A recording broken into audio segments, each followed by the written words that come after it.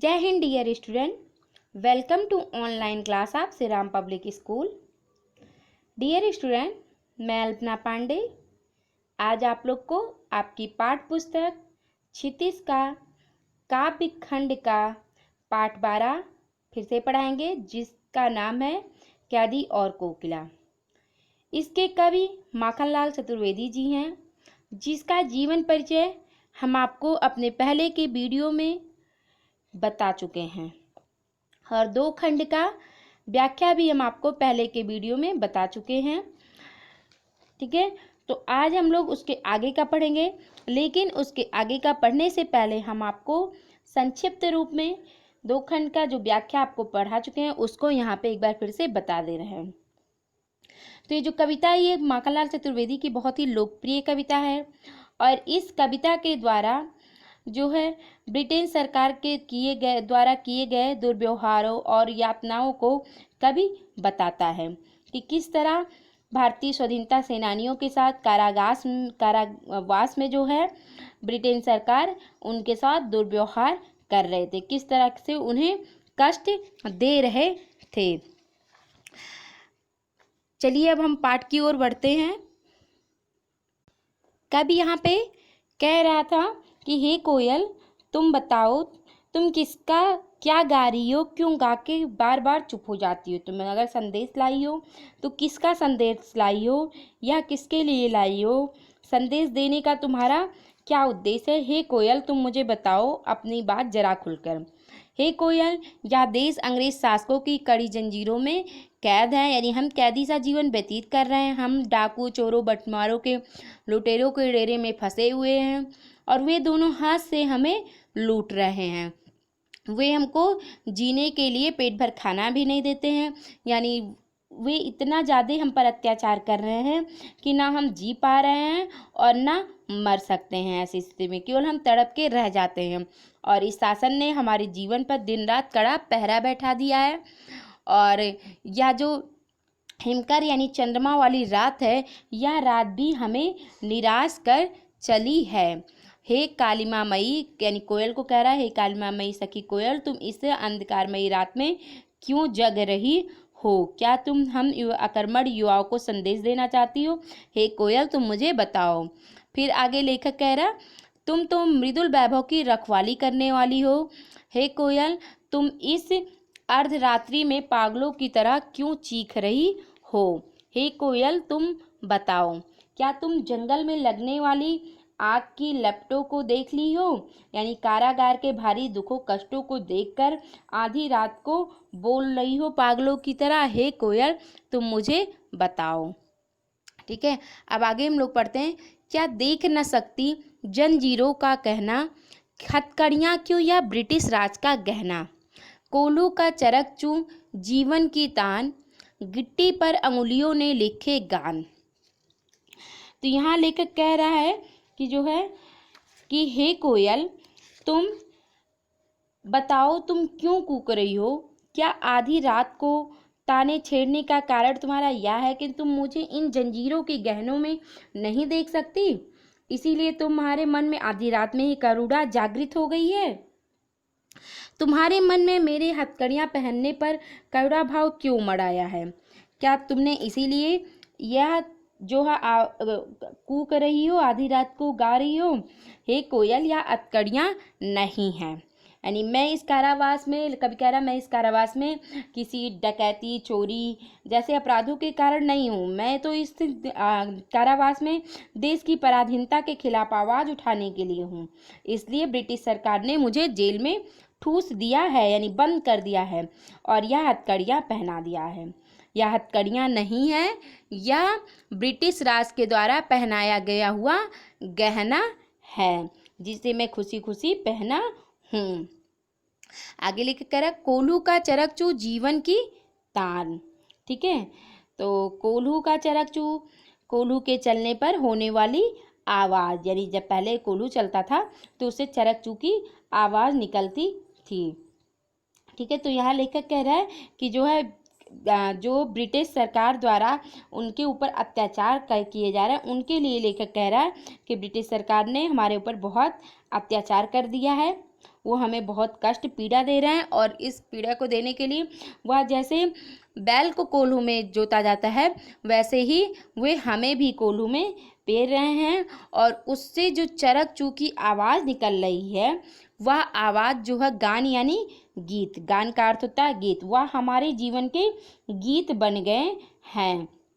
ठीक है, और ये गीत मुझे पीड़ा नहीं देते हैं बल्कि मेरी ज़िंदगी के मधुर गीत बन गए हैं। यानी राजनीतिक कैदी होने के कारण ब्रिटिश सरकार मुझे कोल्हू में जोते हुए है, कवि कह रहा है। और इससे जो पीड़ा होती है वह पीड़ा नहीं है बल्कि वो मेरी ज़िंदगी के मधुर यानी मीठे गीत बने हुए हैं।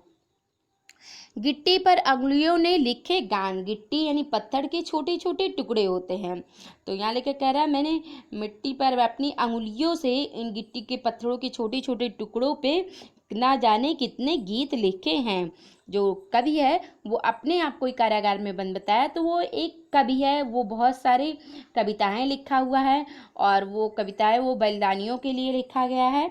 ठीक है, तो इसलिए वो कवि कह रहा है कि मैंने पत्थरों के छोटे छोटे टुकड़ों पे ना जाने कितने बलिदानों के गीत लिखे हुए हैं। हूँ मोट खींचता लगा पेट पर जुआ। तो मोट का अर्थ होता है पुर, चरसा या चमड़े का एक डोल जिसके द्वारा कुएं आदि से पानी निकाला जाता है। तो आगे लेकर कह रहा है कि जो है मैं अपने पेट पर जुआ लगाकर चरसे को खींचता रहता हूँ, और इसी तरह मैं ब्रिटिश शासन की ठसक यानी अकड़ को ढीला करता हूँ। यानी ब्रिटिश जो थे अंग्रेज शासन, उनको बहुत ज़्यादा अकड़ था कि वो भारतीयों को कष्ट देंगे बहुत ज़्यादा, तो वो अपनी स्वाधीनता के लिए जो लड़ाई लड़ रहे हैं उसका वो त्याग कर देंगे, वो हमारे सामने घुटने टेक देंगे। लेकिन कभी कह रहा है कि वे हमें चाहे जितना ज़्यादा कष्ट दें, ठीक है, मैं उन कष्टों को सह के उनकी अकड़ को ढीला कर रहा हूँ। आगे लिखे कह रहा दिन में करुणा क्यों जगे रुलाने वाली, इसलिए रात में गजब ढा रही वाली। फिर लेकर कह रहा कि हे सखी कोयल, तुम मधुर तानों से आधी रात को गा रही हो ताकि मैं इतना रोऊं, मेरे हृदय में इतना करुणा का भाव उद्दीप्त हो, इसलिए तो अपनी तानों से इस शांत यानी रात के जो वातावरण होता है काफ़ी शांत होता है, इस शांत रात के अंधकार को बेध रही हो अपनी आवाज़ से। हे कोयल तुम क्यों रही हो बताओ तो सही। ठीक है, तुम इस अंधकार में चुपचाप मधुर जो है विद्रोह के बीच क्यों बो रही हो। हे कोयल तुम मुझे बताओ, इस शांत समय में अंधकार को बेध रही हो, रो रही हो क्यों। हे कोयल बोलो तो, चुपचाप मधुर विद्रोह बीज इस भांति बो रही क्यों। हे कोयल बोलो। यानी जो है रात का जो वातावरण होता है काफ़ी शांत होता है। ठीक है, तो इस शांत वातावरण में अगर कोई भी बोलेगा तो वो आवाज़ बहुत तेज़ी से निकलती है। तो कवि कह रहा है कि रात को तुम गा रही हो ताकि मैं इतना रोऊं कि जो है मेरे हृदय में भी करुणा का भाव दीप्त हो जाए, और इसलिए तुम अपनी तानों से शांत रात के अंधकार को बेध रही हो। हे कोयल तुम क्यों रो रही हो बताओ तो सही। तुम इस अंधकार में चुपचाप शांतपूर्वक मीठे विद्रोह के बीच, विद्रोह यानी अंग्रेजों के खिलाफ विद्रोह करने का बीज, यानी जैसे हम धान के गेहूं के बीज बोते हैं उसी तरह वो विद्रोह के बीज कह रहा है क्यों बो रही हो, तुम्हारा इस तरह कूकना ठीक नहीं है। हे कोयल तुम मुझे बताओ। आगे, काली तू रजनी भी काली, शासन की करनी भी काली, काली लहर कल्पना काली, काली कोल काली काली लहर कल्पना काली, मेरी काल कोठरी काली, टोपी काली कमली काली, मेरी लौह श्रृंखला काली, पहरे की हुंकृति की ब्याली, तिस पर है गाली ये आली। यहाँ जो है कवि कारागार के काले वातावरण का चित्रण किया है। कवि कोयल को संबोधित करते हुए कहता है कि हे कोयल तेरा रंग काला है और अंधेरे के कारण रात भी काली है। ठीक है, रात वैसे भी काली होती है। इस ब्रिटिश शासन की जो करतूतें हैं, जो कार्य हैं, वे भी काले हैं। यानी ब्रिटिश शासन के जो कार्य हैं वो घोर अन्यायपूर्ण हैं। ठीक है, वो घोर अन्यायपूर्ण व्यवहार कर रहे हैं लोगों से, तो उनके करतूत जो हैं वो भी काले हैं।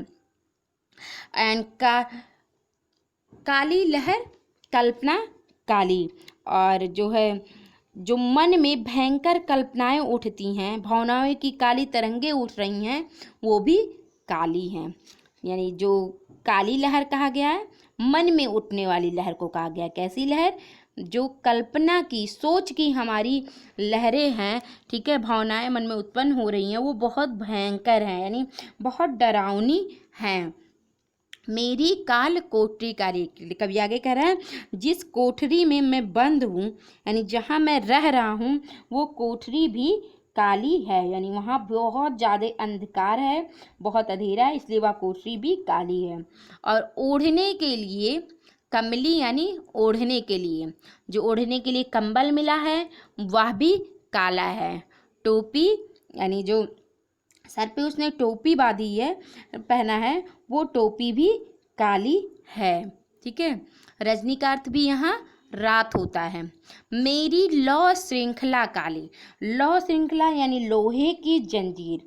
कभी आगे कह रहा है मैंने जो हाथ में लोहे की जंजीर पहनी हुई है वो भी काले रंग की है।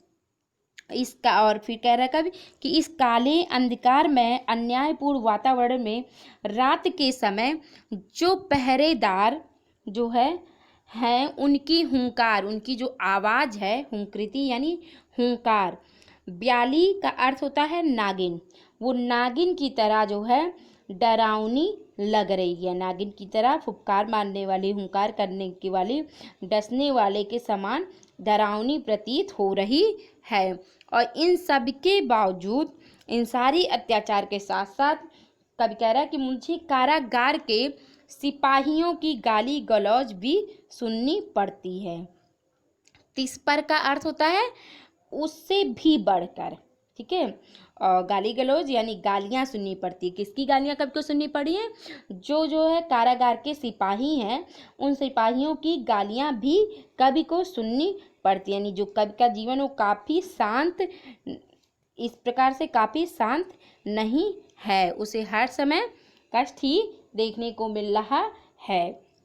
आगे लिख कह रहा है इस काले संकट सागर पर मरने की मदमाती कोकिल बोलो तो, अपने चमकीले गीतों को क्यों कर हो तहराती कोकिल बोलो तो।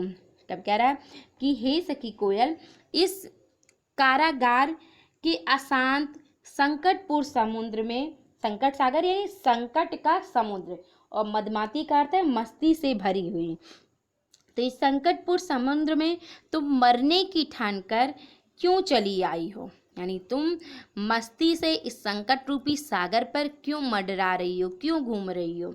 यहाँ तुम्हारे प्राण भी संकट में है, यानी यहाँ तुम्हारे प्राणों की कोई भी सुरक्षा नहीं है, तुम पर भी संकट के बादल मंडरा रहे हैं। और अपने चमकीले गीतों को, तो चमकीले गीतों से यानी प्रकाश से भरे या आशा से या उत्साह से भरे हुए गीत जो कोयल गा रही है। तो कवि कह रहा है तुम अपने प्रकाश से भरे, आशा और उत्साह से भरे प्रेरणादायी गीतों को इस अंधेरी रात में, और वह भी कारागार के ऊपर मंडराते हुए गाकर व्यर्थ क्यों कर रही हो। हे कोयल, तुम मुझे स्पष्ट रूप से बताओ, हे कोयल तुम बोलो।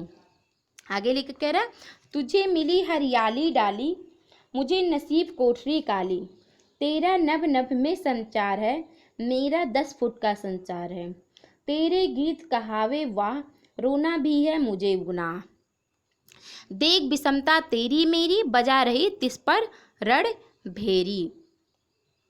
लेखक कह रहा है कि हे कोयल जो है अपने, यहाँ पे कोयल के और कवि के असमानताओं को, अंतर को प्रकट किया गया है कि कब जो है अपने कारागार में की पीड़ा से पीड़ित है, वह चाहकर भी अपने सुख दुख को प्रकट नहीं कर पाता है। तो कवि कह रहा है हे कोयल, तुझे बैठने के लिए, ठीक है, तो इतनी भाग्यशाली है, तेरा नसीब बहुत ही अच्छा है कि तुम्हें बैठने के लिए हरियाली डाली मिली हुई है, हरी भरी डालियाँ मिली हुई हैं।